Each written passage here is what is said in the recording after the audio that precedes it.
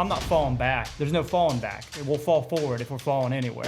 The conversation is we're going to be your go-to Clint Hart. You're going to have to cold call. You're going to have to really believe in what you're doing and show it in your effort. So as you guys are looking forward, like what's coming down the pipeline for Iron Timbers? From South Bend to Evansville and everywhere in between, this is Get In, the show focused on the Hoosier State and the incredible stories happening here today. I'm Nate Spengel, founder of Get Indiana, and I will be your host for today's conversation. All right, folks, Mother's Day is around the corner, and I'm going to help you get prepared. Ditch the Amazon or Target candle and get mom something from Warm Glow Candle Company. They're based out in Centerville, Indiana, and they make some of the best candles I have ever smelled. They have made my house smell unreal. They aren't your average candle that burns out in 5 minutes. Oh no, your mom is going to get tons of use out of this, and every time she lights it, she's going to be thinking about how you are her favorite child. I love the apple cinnamon and the creamy vanilla bean, but my absolute favorite is the blueberry cobbler. It smells just like visiting my grandma's house after she spent all Saturday morning baking. If you've ever driven east down 70, you have probably seen their massive candle where the shop is, but you can also order online and they'll ship them right to your door. I know you're going to get your mom a candle for Mother's Day. Now you can do that and support an awesome Hoosier business in the process. Head to warmglow.com to check out all their amazing scents. Now let's get back to the episode. Today I'm joined by Gary, Caleb, and Dustin, owners of Iron Timbers, a custom woodwork and metalwork shop based in Osgood, Indiana. Now you may have seen their work on social media where they have almost 1 million followers across Instagram, TikTok, and Facebook, or you might have seen them on the famous HGTV show Good Bones. Today we're going to be talking about how they got their start in creating both insane metal and wood projects as well as content. And we're going to talk about the impact they have across the Hoosier State and beyond, and how they prioritize their local Osgood community. And we're going to wrap it up by talking about what's coming down the pipeline and in the future for everything at Iron Timbers. Gentlemen, welcome. Thanks for having Great us. to be here. Dude, I will tell the listeners, this is our first time with the four screen here on the podcast, so I'm super excited to see how this pans out and to have all three of you here. I mean, this is an incredible business based down in that southeastern corridor, custom woodwork, metalwork, wood carving, right? And I'm excited to get into how you guys have built this insane platform and this incredible company. So take us back.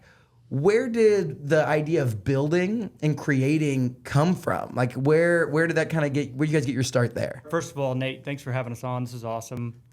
Really got a nice thing going here. So we appreciate Thank you you. inviting us. Our family line is builders. We come from a lot of builders. Dad in particular, you know, he was a building trades instructor in the first Indiana area career center in Versailles, Indiana, and he taught building trades for 30 years there. So construction.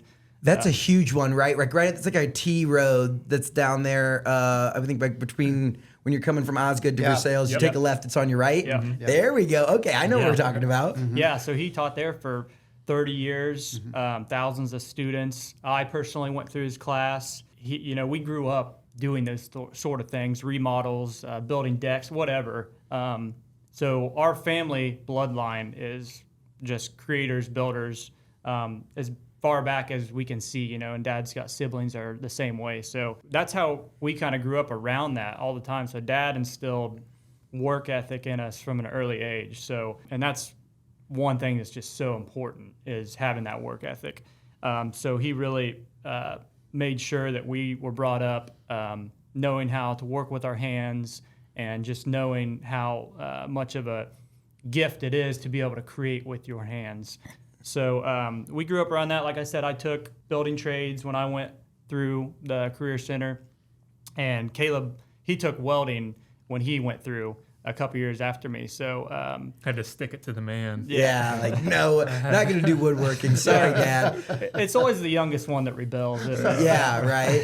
It's like, oh yeah. And it's like, I mean, I've done some woodwork. Like every grandpa, I feel like in small town Indiana has a wood shop, right? So you go and you make your mom's, Christmas gift or the Mother's Day thing. But welding and metalwork is like another bar. Like, good for you. That's impressive. But I think that when I think through metalwork, woodwork, you go through building trades, I feel like the goal is to get a job, right? It's like you go work on building homes or a construction crew or something like that. And then you have this in your back pocket of, it's a hobby, right? It's like you can, you never have to pay full price for Christmas gifts. That's awesome. Yeah. Where did the transition from like hobby to, we might have something here and let's go into this business, where'd that come from? Yeah, so after we went through the building trades and welding, and we got out of school, Caleb went into the pipe fitters union for a while, I became an electrician with a local company right after that.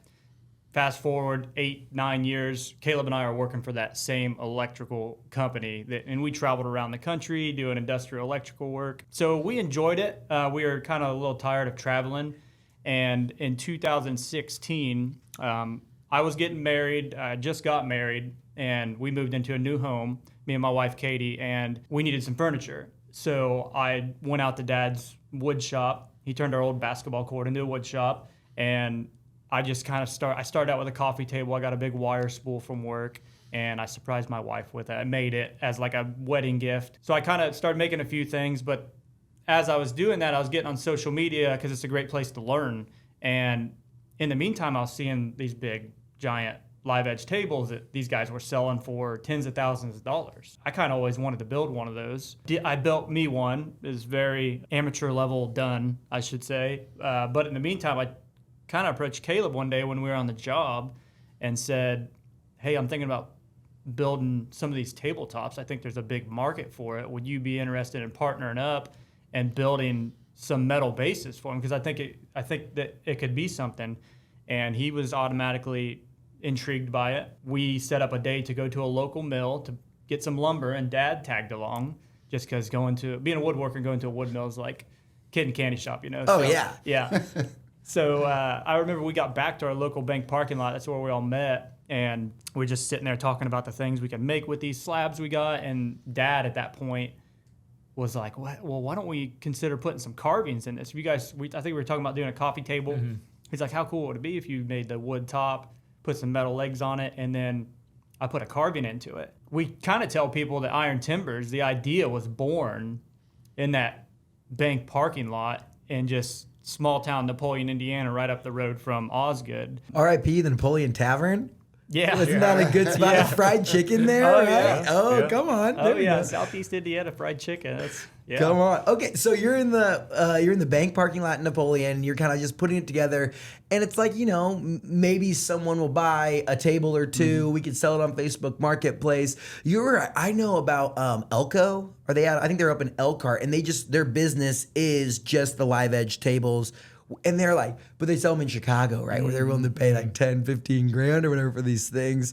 And it's like, I love the idea of like, well, I can make one of these, right? If you have like the builder gene, you're just always like, let's just go and do it ourselves and make this. Where did the first customer say, hey, will you make one of those for me? The idea was born, right? And soon after that, we knew that we didn't want to do it for a hobby. We're like, all right, let's, this is something that we really enjoy doing. How cool would it be to work for ourselves doing this and create something for ourselves? So, we were taking it seriously at that point. And I remember being down in Nashville, Tennessee on a job site as an electrician. And we're at this Marathon Petroleum asphalt terminal. Each terminal has a manager there. I overheard a conversation happening with the manager talking about how he's going to be remodeling, and he wants, this reclaimed wood upstairs and these new tables and things like that. And I'm like, hey, that's what we do. So I went up there, had a break from my electrical, and went up there and that was basically the first big job that we got. Said, hey, this is what we do. We actually do exactly what you're looking for. We do the reclaimed lumber. We build tables. We could even help you with your accent wall. And that's where that conversation stemmed from, and really that first project came from. And that was actually one of the jobs that kind of propelled us into taking the leap of faith and quitting our full-time job and starting that. How did you convince this first person to like did you have a body of work, or it's like you're kind of just basing it on, hey, we do this. Yeah. We say we can do this. I don't know if we've actually done it. Like, how did you convince them? Yeah, before that, we were doing some art shows and things like that. So we had, some work out there for people to see. And by the reaction that we were getting from them, the people passing by, mostly Dad's carvings, they're just like, they'll stop you in your tracks, really. But we had a positive response. We had a couple leads. We sold that first coffee table set. It was a coffee table and 2 end tables, I think, and we made it as a set. So that kind of gave us a little bit of momentum there. We had another job with a designer that saw us from the art show, but we soon realized we're like, this isn't working. Like, we're spending too much time doing these art shows, and we need to go into a broader audience. So we had the interaction, right? We were painting our story. We were telling people about what we were doing already. So I was down there working in Nashville. We were already doing this. You know, we were knocking on doors. We were cold calling and things like that. So it really wasn't anything for me to go up there and make that pitch. You know, right from the beginning, we knew that we wanted to stand apart, and we were going to do so by our quality of work. So we kind of let our work speak for itself. And if you know you have a good product and can deliver on what you say, you know, then it's just making the pitch to convince the other person that that's true. So you land this first big job, and you're still working, which I love that it's like, yeah, you know, during lunch break, like I wouldn't pitch him on company time, but like during the lunch break, I'd go up, you land the deal, you get that the first big project, you deliver it. How long of a time frame is this project, like to get from start to finish? I think maybe we said it's 6 to 8 weeks, something like that. Okay. So 6 to 8 weeks, you land that first one, and then you're like, all right, we're done. Like, let's go do this full time, or how does that transition work? And at this point, are you already retired? Yes, I am. So you're like, this is fun. Like, Yeah, exactly. Like the boys want to spend time with me on the weekends. Let's go. That's right. Okay. Yeah, so that was one big job that helped propel. There was another one. There's a brewery in Madison. Shout out to Mad Paddle Brewery. Yeah, I've heard about them. Yeah. Mad Paddle. Yeah. So that was also in the pipeline, and those two big jobs were like, okay, like we can't justify working 50-hour work weeks and coming home, spending 10 minutes with our family, and then going out to the shop and working until 2 a.m. every night, because that's what we were doing. I mean, we were burning the midnight oil. And every good startup story has that, right? yeah, like just a little bit of that time. yeah. So, you know, we gave our boss that about 1 or 2 months notice, say, hey, you know, we're serious about this. We're going to do this. We're thinking around this time we're gonna quit, and it happened to be November 1st of 2018. Yeah. You know, we didn't look back. We said we're both gonna quit on this day, and we gave them 4 to 6 weeks notice. Yeah. So timeline wise, the bank parking lot was about November of 16, and then till jumping full time November of 18. So for 2 years almost, we were just grinding, getting home from our 40, 50 hour job a week, and then doing another 40 hours on top of it almost into the night. And then, so it was tiresome, but like you said, Nate, like you almost got to go through that. Like there's got to be that in there at some point, the grind, right? Like, yeah. Or you never get to the point where you have there's never really stability when it's entrepreneurship, but you have a little bit of stability where you're like, okay, we can go do this thing.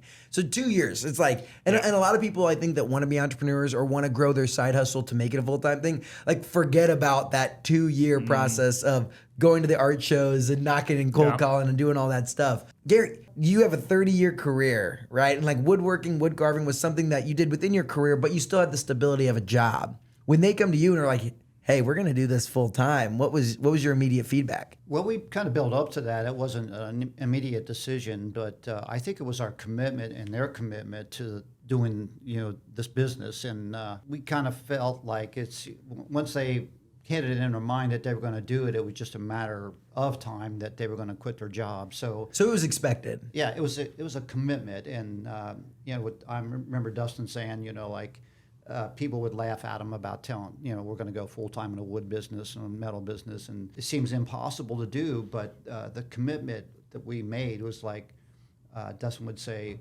I'm never going back. I think it's that total jump in faith, and similar to what you're doing, Nate, here, you're going full in, and we love that. And I think that's what it takes to be successful as an entrepreneur. You have to make that commitment and have the follow-through action to make it happen. So I commend you for that. I feel like a lot of parents love the idea of entrepreneurship and seeing their kids be successful, right? It's like, oh, and in theory it's awesome. I want my kid to be, build this business.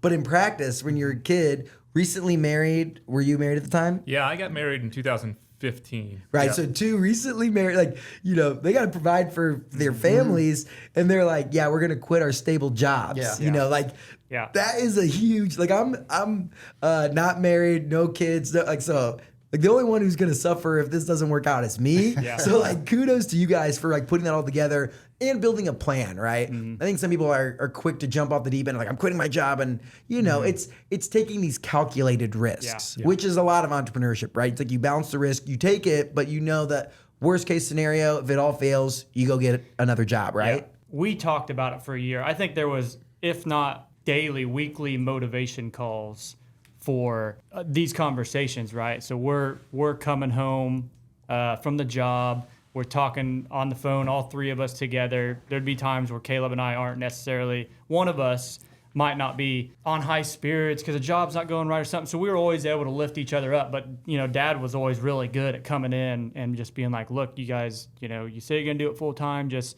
keep that in your mind. Eventually you're going to get to the full time. You're going to get to a point where you're going to be doing this. You're going to have employees. So Dad was really good at motivating us when we were a little less motivated at times, you know, and that's why it's really good for all three of us to help lift each other up. But to hit on your point, like some of the people closest to you, they don't want you to fail, you know, so you tell them ideas like that. They just want you to be comfortable, right? And the brain wants you to be comfortable. Your family wants you to be comfortable. They don't want you to fail. So a lot of times you'll have people closest to you be like, I don't know about that, you know, what if it doesn't work out type situation. So, but it's out of love, right? Like they just don't want you to fail. They want you to be comfortable. They want the best for you. Dad was never like that. Dad was like, yeah, I think, you know, he really lifted us up, motivated us.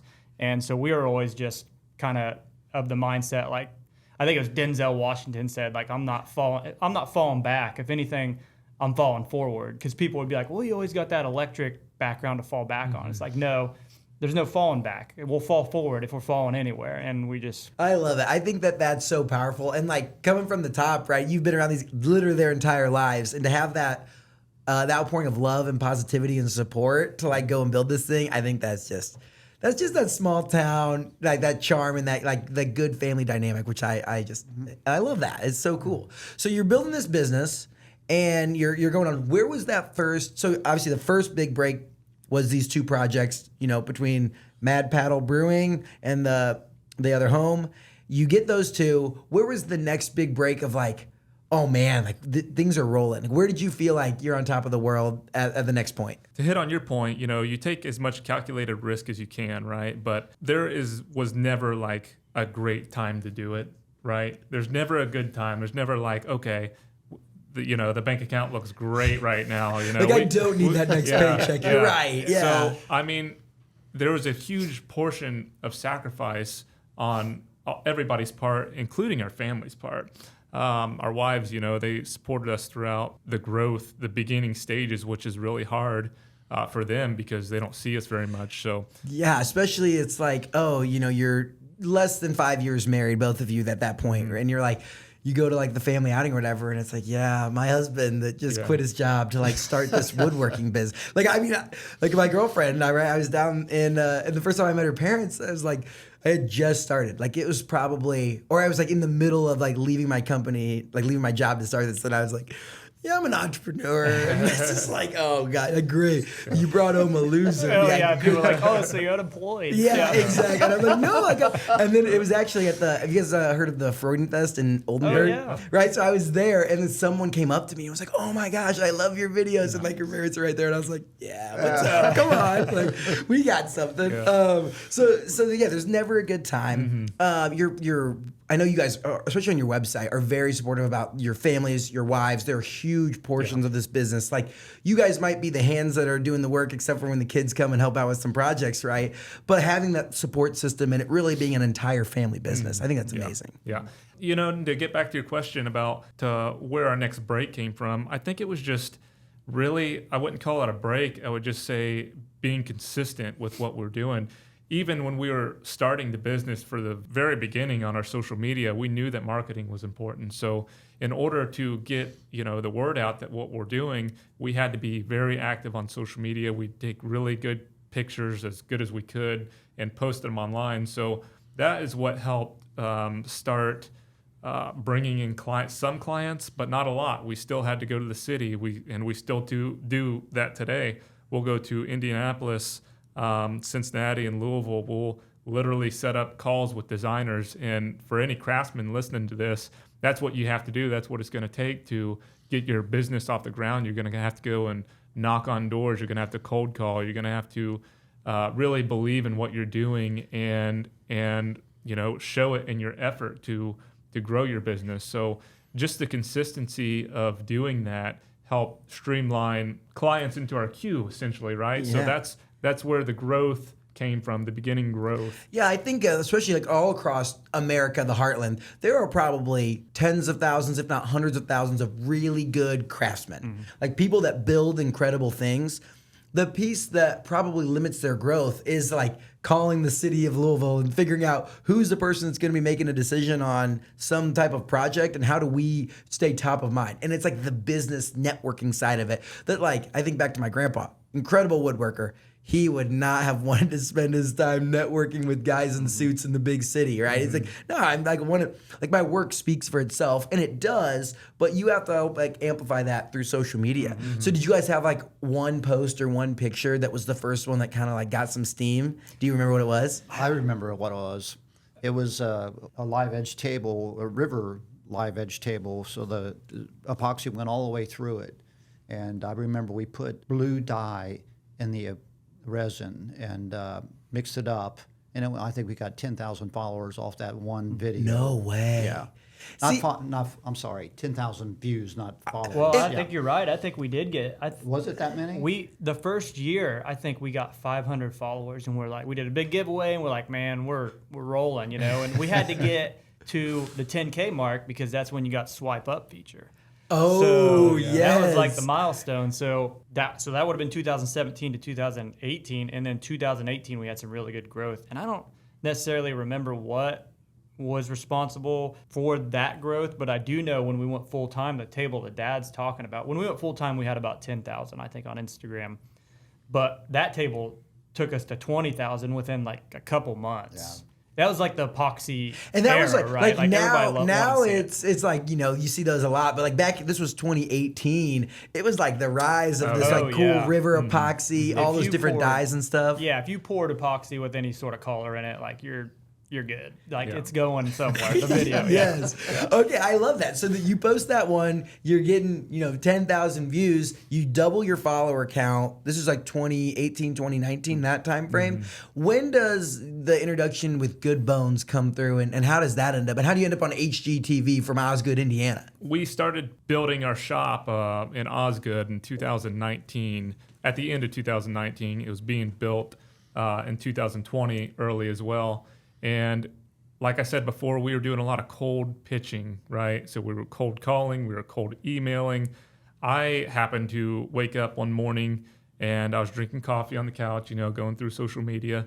Like every good entrepreneur should, you really got to pay attention to social media. It's really important. So on there see an ad pop up for Good Bones, and saw that it was in Indianapolis. Never heard of it before. Saw that they had red hair, naturally. Us gingers got to stick together. So anyways, I'm like, hey, man, this is like a home renovation show in Indianapolis. Like, that's right down the road, and that's where we're doing a lot of our business anyways. Like, we need to pitch this.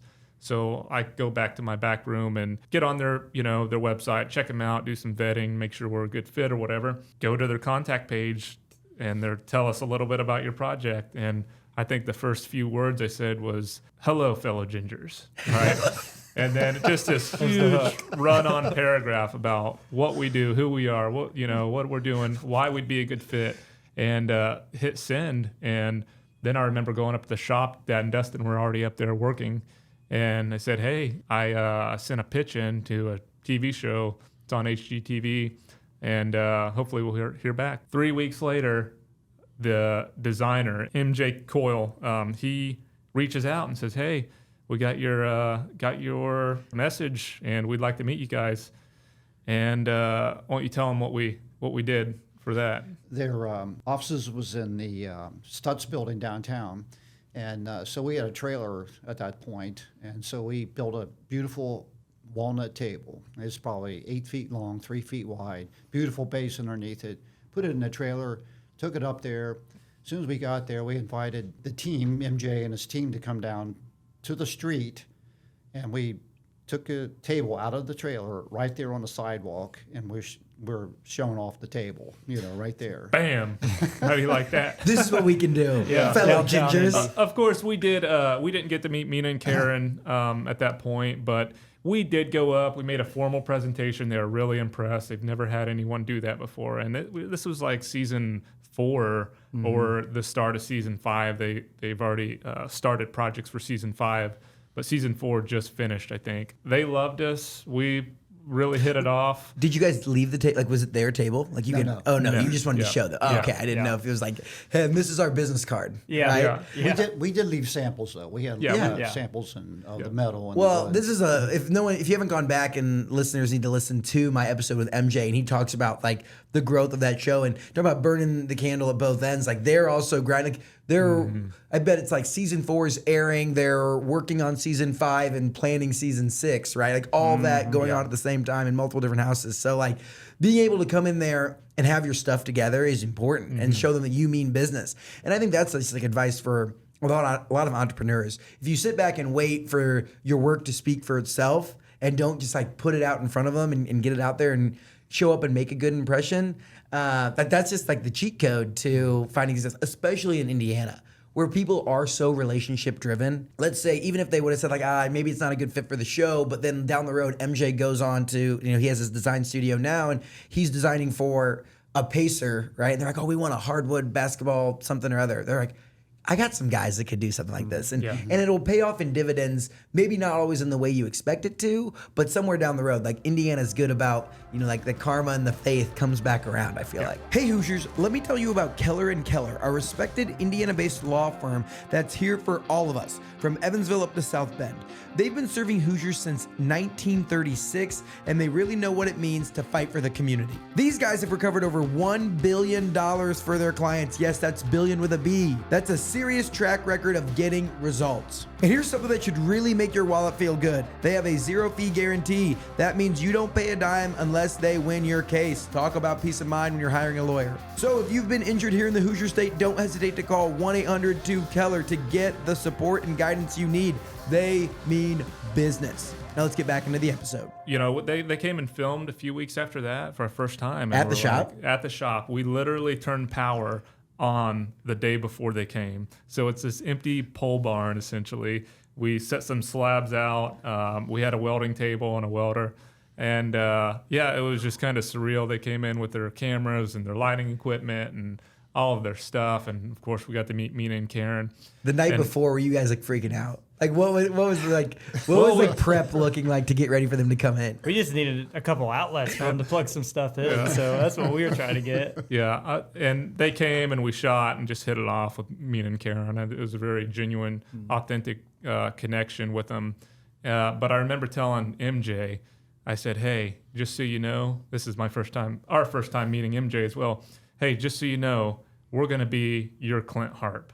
Because Clint Harp, associated with Magnolia and Chip and Joe on Fixer Upper, and they built the empire. They really started the home renovation series, in my opinion. They're the OGs essentially. Them and Bus Driver, Move That, Extreme Makeover Home Edition, those two between Fixer Upper and those, that was it's incredible, and it's like so captivating, like daytime television for you come home wherever and your girlfriend, your wife's like, oh yeah, we're going to make this new renovation. Like I saw it on HGTV this past, during the day today, right? Classic. So you're rocking and rolling. You tell him, the conversation is, we're going to be your go-to Clint Harp. Yeah. Little do we know what that commitment would look like. The demands and the sacrifices that we made in our own business to accommodate sometimes the needs that they needed. Like, do you have an example of like a time where you're giving up like whatever you're doing to make it work for Good Bones? Like you said, they just had so much going on. So when they would finally get to designing a piece or something, they needed it fairly quickly. Got used to that. So a lot of times it was just some late evenings getting it done for them. But we understood too, because we saw what everything they had going on, and it just couldn't really wrap her head around it. What was the impact to your business from working with them, right? Like you get on that first episode, they come down to the newly electrified shop, and is it like overnight, you're just like phones ringing off the hook, or how does that look? Season 5 aired, and we were on the first one of the first episodes, maybe episode 2 or 3. We had a few inquiries come in right after the show. And we're like, okay, this is going to be huge for us. We still, to this day, get business from what we did with Good Bones because it's constantly airing. The reruns, right? Come on. We're known as the Good Bones guys, so we essentially achieved the goal of being the Clint Hart for Good Bones, and that's what Iron Timbers is. But as far as social media goes, it did not really impact our social media as much as we thought it would. It's, a fraction of our total following, but we didn't see a lot of growth there, but a lot of projects coming in because of airing. And, whenever we get the opportunity to share this, what we do, we donated all of our labor, all of our time, going to the city, doing all the shooting, that was all on our dime. So that was a huge sacrifice, but we knew that the return was being aired in front of millions and millions of people. So wait, it's like they're not like writing you a check to do the work that you guys were doing? They never wrote a check until we talked with Mina at the end of season 5 and said, hey, it'd be nice to get paid for materials. So other than getting paid for materials, we had a trade out with them, which is a social media trade out. They would pay for materials, and then the rest of that project would be put into a package. And then based on, the amount of projects we donated, it would go into that kind of trade out. Yeah, where it's like you're getting and it's like, that's fair. It's a business expense, right? Yeah. Like, okay, like, I mean, how many woodworkers out there would trade lots of free stuff to get in front of millions of people? Oh, yeah, you couldn't pay for that. I do think that your point on it's never as quick as you think it's going to be, right? Where it's like, I mean, think about you when you're watching TV. How often do you see something and like go then research how to find them on Instagram and buy from them right away? It's usually like that's an entry point. Yep. And then what I think you guys did really well was your own social media, where then it's like, oh, I've seen them and now I'm seeing them again, and now I want to it builds that credibility, I feel like. Yeah. But it is funny where it's like, I think a lot of people think that, even like you guys, me, anyone that's like putting out content, it's like, oh, they just had one big break. Yeah. And it's like, no, it's not about being great one time or being big one. It's about how do you be good consistently. Yeah. And that's like how you become elite at whatever you're doing. Yeah. Exactly. And we leveraged that. Every time that we would put a post out, even now, if you go to our webpage, you see we were on Good Bones,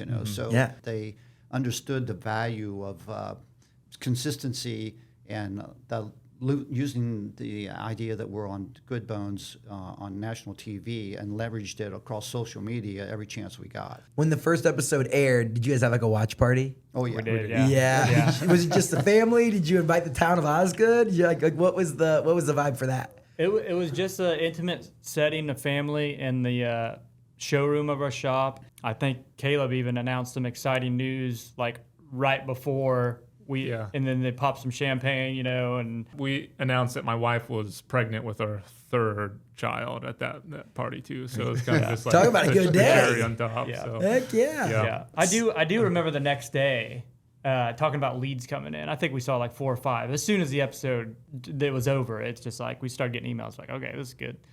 And I remember talking to one of them the next day, and because we did a lot of stuff in that first episode, we did a table with a bench, we did some shelves, some railings. Karen had us do these little cat steps. Like we did a bunch of stuff, but this lady liked the dining table and the bench, and I think she was in Missouri or something. She's like, yeah, I saw your dining table and bench on Good Bones last night, and she's like, I want it. And I'm like, okay, yeah, we could definitely make that happen. And she's like, so I got my credit card ready, would you like it right now?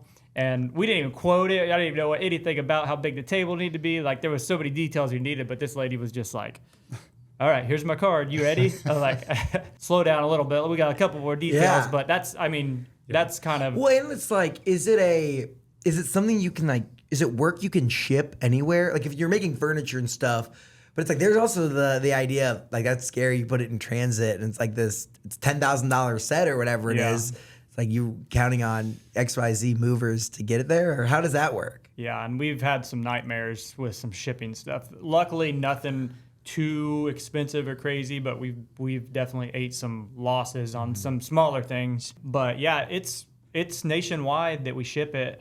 Some things we don't ship, just depends what it is, how intricate like field measuring and everything needs to be. That will kind of, if there's something that's just super specific railing or something that's out in California, we're probably going to pass on something like that. But everything else, like tables, stuff like that, is super simple to ship. You just giant crate and it's on its way. That's awesome. What was the first like nationwide, like the furthest order away early on where you were like, holy, like we're shipping a table to Colorado or wherever? Well, I guess it would be that one, It was, right? it was Colorado. Yeah, you're right. Yeah. And it's actually a family friend lived out there, and relation to my wife actually, and he wanted a table, and we shipped it to Colorado, and so that was probably the You're first just like furthest one. fingers crossed, like, oh man, please get there. And it's like you get a call from him when he gets, and it's like, oh no, yeah, it's great. You're like, yes, thank you. Big exhale, right? That's awesome. So you're on season 5 of Good Bones. It's going. You're getting some business. It's a slow growth, and then. Where were you at on social media from that? Like, where were you at in follower count, viewership, on that kind of thing? As we said, consistency was key. There was a transitionary period before Reels came out. Instagram was pictures. Everything was square format. Make sure if you take a picture, you can at least get it in square format so that it looks good on Instagram. And Facebook was not a top priority for us because it's always been local community and the community support, which is great because you could use your Instagram platform for more of a nationwide or around the world, and then you use Facebook for other reasons for more of your community. So we were staying consistent with that. I remember Dustin putting out some videos on Instagram, and it wasn't the right time yet. So he was doing some Reels before Reels really was even a thing. And they just wouldn't hit the way that they hit now. But we saw continued growth. We have a chart with our growth. And actually, there's some good platforms online you can see your growth as well. But just that consistency, I don't think that there was ever a time where it was just like maybe a couple posts where it's like, hey, we got 30,000 views or 30,000 followers on this. But that didn't happen until maybe a couple years ago. Until Reels came out and were a thing. Yeah, Instagram came out and said, we're implementing Reels. We're going to pay you to make video content. And we're like, absolutely. And we made quite a bit of money doing that because we doubled down on it. And that's what you really have to do in today's day and age is just, you've got to see what trends are happening. TikTok is a question mark, and it is. I don't think it's going anywhere. But if we would have doubled down on TikTok, we would just be killing it on TikTok. It's just because we tried to get to 100,000 followers, and we did in less than a year.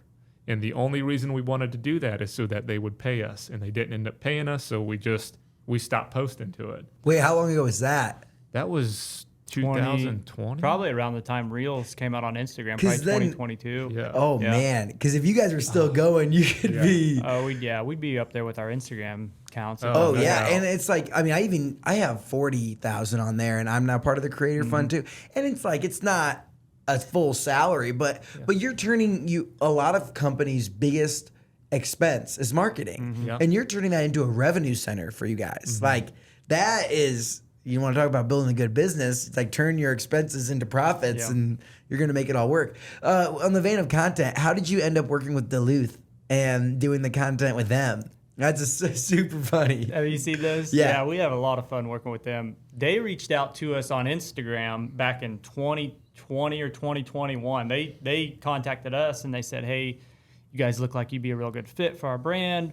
Would you want to talk? And we're just like, heck yeah. And I don't even know if any of us owned any Duluth at that point. We knew about Duluth, but we'd never shopped there. It's a high quality. Oh, yeah. You got to have put some coin down if you're rocking Duluth. Yeah, and it's worth it too because it just stands, holds up. So since 2021, they would give us product, and then we would usually just kind of share it. The main thing was we were just rocking it in all of our social media. We had it on.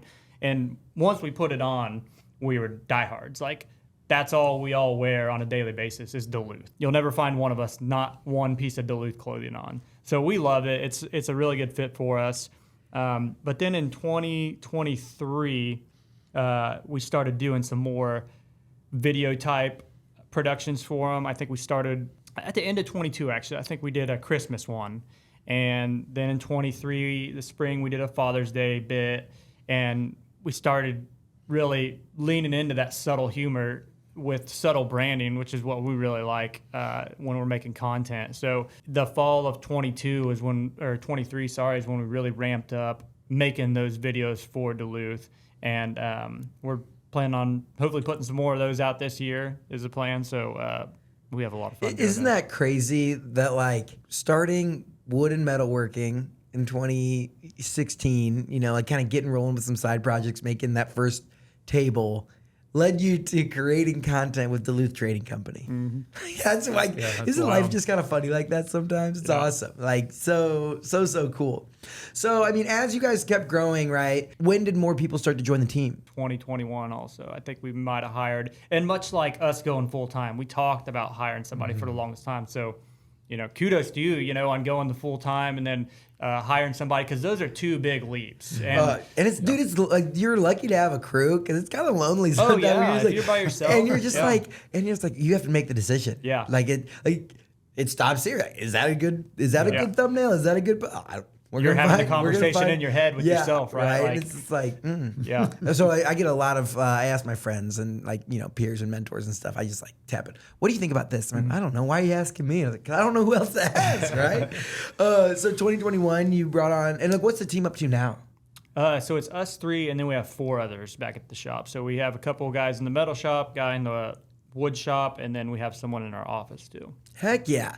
I mean, that's pretty cool. All local Southeastern Indiana. Amazing. Yep. Friends, or just like people you found through the grapevine, or how did that work? Well, they're friends now. We had some bad experiences getting friends hired. Oh, no. With our previous jobs. So we don't hire for experience necessarily. We hire for culture. I mean, as cliche as it sounds, we think that we could teach somebody the ability to do what we do, but you can't teach work ethic. You can't teach, you know, just character and personality. And that's really important to us. Especially in a startup, you know, you're sub 20, 10 employees. You go from 3 to 4. This person is 25% of your company, 25% of your culture, 25% of your workforce. It's like, that's a big hire. Then the next one is 20%, right? And then you start to stack those on. You're up to seven now, I think. And it's like each person is carrying over 10% of your brand, your company, your culture, all that. Like those are important hires. And it's like, I just had someone on. They were talking about you're gonna make mistakes. You're gonna, like, you know, it's a coin flip if they're the right person usually, right? And you have to, especially early on, like be okay with parting ways or doing whatever there. So that was like, I was like going to my mentors and saying, I think I'm gonna hire someone, and they're like, you know what? Find the right person, make your best judgment call, but like, you know, it's a decent chance you're going to make the wrong call, and you just have to figure it out and move forward. That's entrepreneurship, right?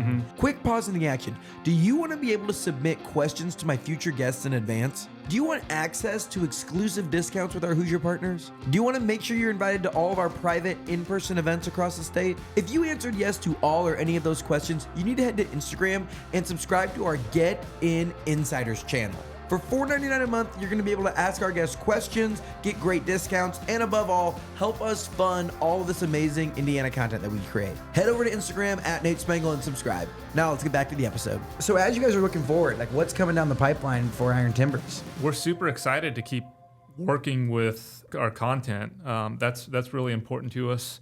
So much so that we're even discussing creating that as a separate entity outside of Iron Timbers. So sort of like a media company, and we want to help other people do what we have done and use our platform and our handles, you know, our Instagram, Facebook, and things as proof of that concept. So that's kind of exciting. We really enjoy content, and just as we enjoy building things over the years, we've built content. You know, we built that social following, and it's really fun. We didn't know that we would enjoy it, but it's so much fun, as you know, producing content and putting it out there and really getting people's genuine feedback on it and stuff like that. So we're really enjoying that. Sometimes people's feedback, it's well, yeah. The comment sections on the internet is a nasty place, Yeah, but that's really how is. it goes sometimes. And it's crazy how from platform to platform, they're even, I'd say TikTok's the most brutal.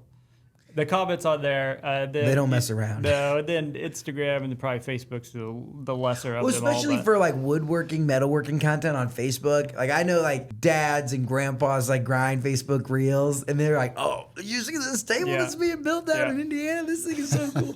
And like your grandson's like, "Grandpa, I don't care." But it's like there's an audience for it all, right? Oh, yeah. So when you talk about this and the growth and the expansion, like 10 years from now, where do you see Iron Timbers being? I think Iron Timbers, just as far as a custom wood and metal shop goes, we are going to expand our facility. So likely have between 3 and 5 guys on each side. So we're going to continue to grow the Iron Timbers brand as far as custom wood and metalwork goes. Content, we plan on expanding that as well. We hope to partner with some more brands that we're trying to work with right now and help build their brand by using our audience as well. So, and we're not going after any brands like just anyone. We're looking for an authentic fit, right? So Duluth was really an easy call for us because their product's awesome. First, second, we're catering more towards those craftsmen people who need to have that solid work gear on. So just continuing to try to work with more partners. And then, we have some more exciting things going on. Yeah, we just launched a course where we're going to actually be teaching other craftsmen how to grow their side hustle or their business as well. So if you already are a wood or a metal worker, or you aspire to be one and you want to take it to the next level, or you just want to learn how to start like the first steps, we're launching a course. We just launched the pre-sale of it and we got a handful of students. So we're going to go through that, and then we're going to do the full launch to where people can get online and purchase it and go through it. But it's going to be teaching the steps that we took along the way, just using our experience, our failures, what we found didn't work. We're just going to be teaching that through this course, from a start, like how do you initially set up your business, all the way down to landing your first client and then your next 100 clients. So that's really exciting. I think there's a huge market for that, right? Yeah. Again, like it's kind of been the theme. There's a lot of really good craftsmen that make amazing things that just aren't like maybe their strong suit isn't necessarily growing the business side of it or the marketing side of it, and that's the little kick that they need to get it going. Yeah. Even if it's like you're the best woodworker in your county and you want to build a business and that's what you want your full-time job to be. I think that's great. Oh yeah, and I think that's what a lot of people struggle with, especially who are craftsmen. They want to be in the shop building, and that's great. But you could be the absolute best woodworker or metalworker ever. If you don't know how to get your product in front of people via social media, going out and meeting clients, then you're really holding yourself back. Yeah. So how much of the success from the content and the social media side do you attribute to like you guys and your personalities versus how much of it is like rinse and repeat, Joe Blow in Kentucky could go figure this out? I would have to say when we have clients coming into our facility, we are personable people, and we get along with people, and they see that we're genuine, and they like to do business with us. So our personalities lend ourselves to that environment. So it has a lot to do with the success of our business is how we interact with society, basically. Yeah, and it's like it screams through the phone screen that these guys are genuine and authentic. And I think that is just, I love that. When you watch a video and you're like, and then the person actually ends up being like that in real life. Like that's the best, right? Versus, I don't know if you guys have had the experience where you see someone online and then you meet them in person and you're kind of like, oh, interesting. Yeah. Okay. Right. So I think that's one piece I would say and see is that like you guys just have these really, for craftsmen that are, I would assume, usually more introverted and, just like building their thing, you do have really good personalities to make the from TV to social media work, which I think has been a real, from what I see, is like a differentiator in your guys' business and has to have helped contribute to a lot of the growth, which is so cool. Yeah, I think so. And like Dad said, that's really important is when people do come in that we kind of get to know them. They're not just another client that we're just like, all right, we're going to build something for you and you pay us, and we like to learn about them. They like to learn about us too. So they like a story, whether it's the Iron Timber story or us telling a story of where the wood came from for the table we're going to build them. So, and people come into our shop all the time. We show them around. We're happy to do that. We like interacting with people. And like when Dad retired, he went out to his wood shop and he was carving for a couple of years. And I remember him saying, he said it several times, that was what he missed, was the people interaction. He didn't interact with anybody out there in his shop. He was used to interacting with students every day and colleagues. So the people interaction, it's definitely a big part.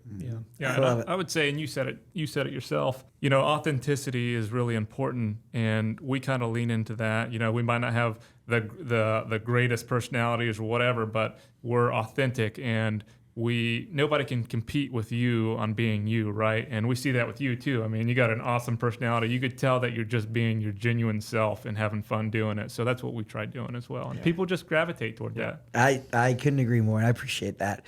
All right, we're coming down to the end of the show. I have a couple fun segments and portions to wrap up here. So the first one is going to be our Younger Years segment. So this is brought to you by our friends at Orr Fellowship. They're a great organization here in Indiana, helping develop young business leaders across the state. All right, so we'll start here and we'll go this way and get each of your answers. Let's do it. What advice would you give to your 22-year-old self? I think I would say trust your intuition. Learn to accept that things go wrong and things can go right, and as long as you trust your gut and doing what you believe that you should do in whatever you're doing, that's the path you should go on. It's important to look forward and have a goal to work toward. And I think that if I was saying that to myself at 22, I think that would have been an important step for me to look at, because I was kind of right out of school and not really having a focus on what I really wanted to do. So, but I had this dream within me, and it finally appeared, and I finally worked toward it. So I think that I would say have a goal, something that's worth living for. I think that's pretty interesting too. If you had a full-on 30-year career in a similar field, right? But then it's your entrepreneurship, the company comes to life after you retire and you get to work with your boys. That just has to feel so cool. Yeah, so many people come in the shop and say, "Wow, you've got it made. You do what you love to do, and you work with your family." And it's true. I'm so blessed, But I think a lot of people lose track of the long game, right? So you had to do building trades and teach that for 30 years before the opportunity presented itself to build what you guys have built. And I think a lot of times, the people can get up in age and start to be like, well, it's at the end now. Let's just coast it through. I'll carve some stuff and do this, and then that goal, right? Bringing that goal to get the art and the stuff that you guys are making out to the world. I'm pumped up about that. Frankel, in his book called Man's Search for Meaning, he was saying in there that success is not something that's pursued like happiness. It has to be ensued. So you basically have to forget about trying to pursue these things, and they would just live your life and have the goals and do the things you need to do to feel like you're making a difference in the world, and those things will come to you. Heck yeah, that's incredible. Yeah, Man's Search for Meaning. Yeah. Victor Markle. Yeah.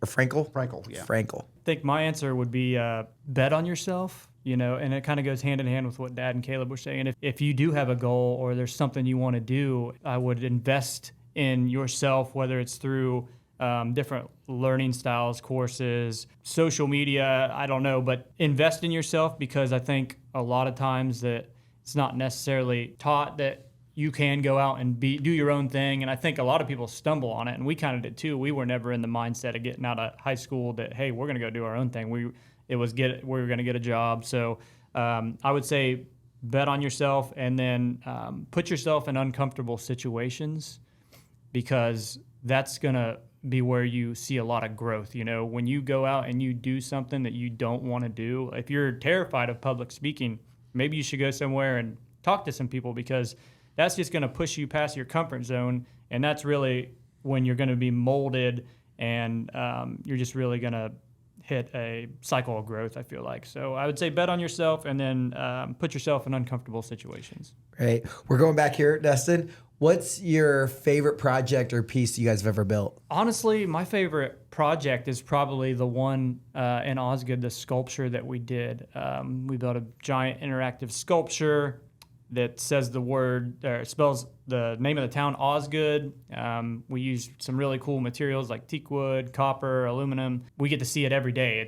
It's one block from our shop, so that's my favorite. One piece we sent out to California, the gentleman saw a piece that we made for Good Bones, and he called us. It was a double waterfall desk kind of thing, and went up 30 inches and then up again and crossed and then down all in one slab of wood. He was a CEO for a company out in California, and he shopped around, and we spent probably 6 months just looking at different woods from around the country and the world, really. He sent us samples from Africa, I think, and he finally came up with a bass stone walnut from California, and we bought 2 slabs, shipped them from California, built this awesome table, a desk, and sent it back out to him. And it was like a 2-year period that had happened, and it had a lot of creative aspects to it. So that was one of the favorite projects. Yeah, I would end with just saying what Dustin said. Actually, that sculpture in Osgood, if you're ever passing through Osgood,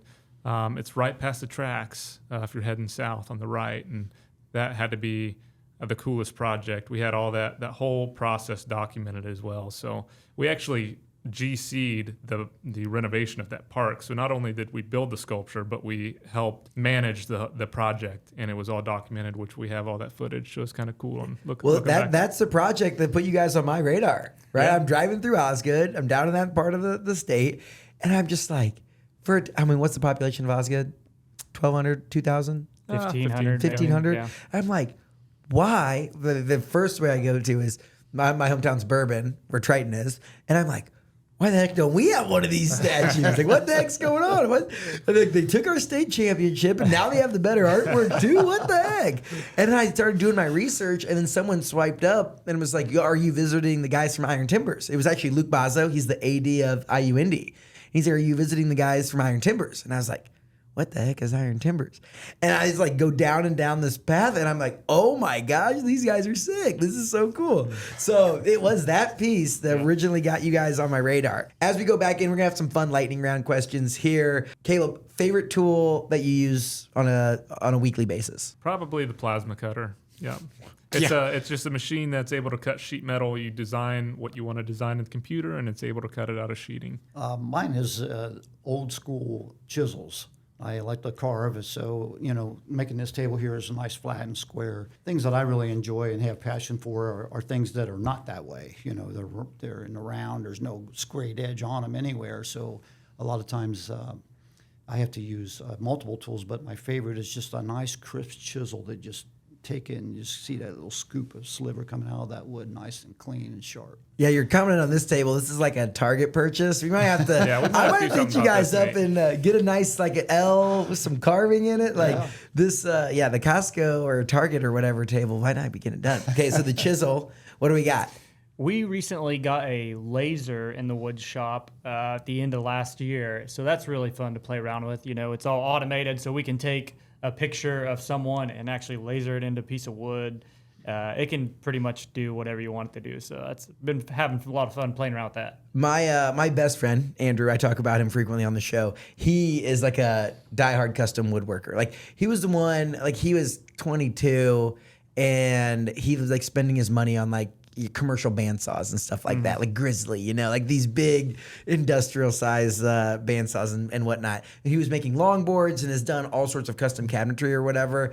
And he bought an X-Carve. If you remember like the CNC things, and you could get the laser attachment. We never did that. But the stuff that you can make on some of those CNC machines, just like in your own home shop, are really, really cool. Oh, yeah. Yeah. And people think like woodworking or metalworking, they're just thinking like, old school, like, gluing boards together or clamping. Like, there's a lot of fun technology in it, really. We have 3 CNCs in our shop. We got a CNC router and a laser on the wood side, and then Caleb's got his plasma.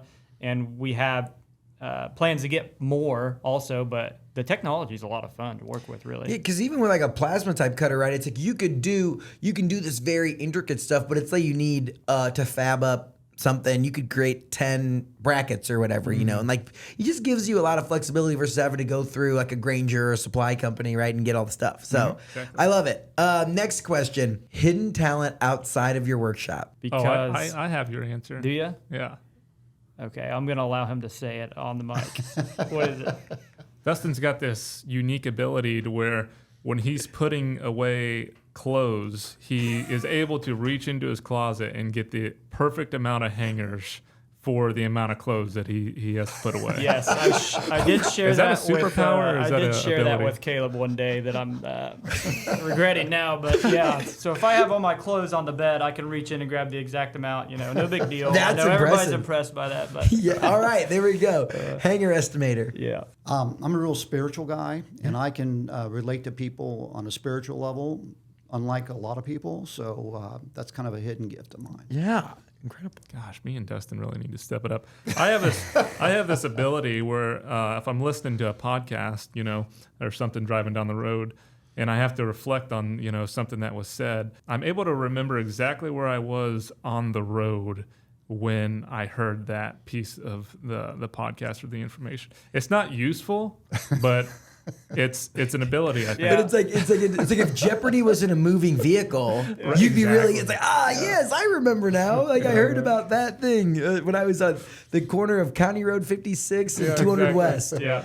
I love it. Okay, we're going to the same three questions I ask everyone who sits in these chairs. Caleb, we'll start with you. What's something the world needs to know about Indiana? There's a lot of beauty in Indiana. There's a lot of talent that comes out of Indiana, and it's not only a wonderful place to live, it's a wonderful place to visit. And you could see that in a lot of the small towns around, such as Osgood, such as Versailles, Madison, Indiana. It's one of the most historic towns in the nation. That's what I like about Indiana the most, is visiting those small towns too. And good food too. You can't go wrong with the food. Yeah, we live pretty much up from the flat area where it starts going down to the river. And so there's a lot of hills and valleys and creeks and rivers down that way. And I love the outdoors. I'm a backpacker. That's kind of my hobby. So there's some great backpacking in Indiana. Backpacker magazine called the Knobstone Trail, the Appalachian Trail of the Midwest. And so it's just right on our back door. I'm with Caleb on the beauty of the state. Yeah, I would agree with all that. You got all the demographics. You got the hills down in southern Indiana. You got the lakes. So it's not just a flyover state, as they say. There's just so much going on in Indiana. I think a lot of people just think it's corn and bean fields, and there's just so much more to it than that. Yeah, what is the Jason Aldean song? Yeah. They never drove through Indiana. Yeah. Come on. All right. So now we're going to get particular on one, right? What is a hidden gem in Indiana? Versailles State Park there in Versailles. I think it might be the second largest state park in the state, maybe. But it is just super nice bike trails. There's camping, there's lakes. I think that's a hidden gem that we don't even realize sometimes without thinking, unless you start thinking about how fortunate we are to be close to something like that. Because there is just, and people from all over you meet. It's like, oh yeah, I go camping at Versailles State Park. It's like, yeah, that's when it's right by us. when it's right in your backyard, you kind of take it for Exactly. granted, right? But it's like, Exactly. yeah, it's beautiful. There's a ton of cool stuff down there. Yeah. All right, what's a hidden gem in Indiana? I'd say the people. I really enjoy the people. They're really cordial and outgoing and fun to be around. You talk about mountains or beaches, like those make a lot of places, right? Like on the coast, out in Colorado, but the people are really what make Indiana, and I think it's a special. And that's like our thing that attracts people, right? If you like good people, you're gonna like it here. I'm going to give a shout out to the Osgood Grub Company right in our hometown there. That's a hidden gem. A lot of people do know about it across the nation, It's a really. landmark, It yeah. is kind of a landmark, but solid food, solid people. And Did you guys make the signs for We them? did not. No, No, they've we been didn't. around for a while. Wow. I was like, that looks like an impressive. I was like looking through their art piece right there and yeah. whatnot. The Osgood Grub Co. All right, what's the order there? The Good Tomboy. stuff, You yeah. got to do the Tomboy. What is the Tomboy? It's a double cheeseburger, and they got a Tomboy sauce. It's kind of like the Frisch's Big Boy. It's got that special sauce on there. But that's like their staple is the Tomboy there. Yeah, that's true. Yeah. Wow. All right. So we're talking about the Osgood Grub Co. and you're getting the Tomboy double cheeseburger with the special sauce. I'm in. Yeah. Next time I'm down there, actually, I'm going down to Batesville this weekend. Maybe I'll just dip over to yeah? Osgood Yeah. and that's and we'll great. check it out. Okay. Final question of the day. This is a chance to share the love. It also helps us figure out other people we need to talk to on the show. Who's a Hoosier that we need to keep on our radar? There's a guy out of Osgood that he went to Jacksonville, and he's in a band called Tailgate Revival, and they're down in Evansville. They're pretty big down in Evansville, but I think they do travel around the country, and they're starting to do some pretty big headlining for some pretty big people. So they're really, I would say that Blake with Tailgate Revival is a pretty good one. Heck yeah. And their music's really good. The pictures on the website look sick. Tailgate Blake, what does he play? So he's the singer. Oh, heck Yeah, and they sing country. I'm in. I love a good country singer. Yeah. Well, if you love good country singers, Rachel Holt from Milan, Indiana. She's been to Osgood many a time and did festivals around our area and region. Finally had a big hit, and she's like right out of high school right now, living in Nashville. I think she's going to be a star. Rachel Holt. She's from Milan. From Milan? Mm-hmm. The southeastern Indiana with the country singers. Let's go. Yeah. Okay, and she just put out, she's pretty big on social for sure. Okay, so can we round it out? Do we have 3 country singers? Not a country singer, but to carry the music theme, Matt Sherman. He is local to Osgood. They used to have a band. Well, they still have a band called 650 North. Actually, the road that I live on in Osgood is called 650 North. So shout out to Matt. And then, of course, the guys, Andrew Vollmer, and those guys that make up that band, Bob Gillen. Yeah, they're awesome. You should check them out. Heck yeah. Yeah. I feel like I've heard of 650 North. They might play, they play a festival or something that I've went to. Okay. Yeah, and they play they're a good. lot of different places. Yeah, I like it a lot. That's awesome. All right, so 3 for 3 on the music. I love it. Gentlemen, this has been so fun. Thank you for coming in and sharing a little bit about the incredible business and community and everything you've built with Iron Timbers. I'm just really moved by the way, one, that you support each other and how this all comes together in the family dynamic, the way you talk about your family and your business and how it's all intertwined from the website to how you are in person. Like, I've loved that. And as a small town guy, it's like seeing guys, like, when you start to get some success and things are going right, to like not forget your small town and just all of a sudden you're moving out to Indianapolis or Nashville or wherever and forgetting about, Osgood and the place that made you. And I just think that's so cool and so special. So I appreciate you coming on and sharing the show and just being awesome Hoosiers that are doing incredible things. Really appreciate it. Yeah, thanks for having us. We had a lot of Thank fun. you, Thank you for listening to this episode of Get In. If you like what you heard, make sure you leave us a review wherever you listen to podcasts. This show is made possible by our friends up at Sweetwater. Whether you're looking to start a podcast or take your content to the next level, click the link in the description to see all of my gear recommendations at sweetwater.com. If you want a behind the scenes look at everything we're doing across the state, make sure you follow me on Instagram and TikTok at Nate Spangle. Thank you so much for listening and being part of what makes the Hoosier State great. We'll see you next time here on Get In.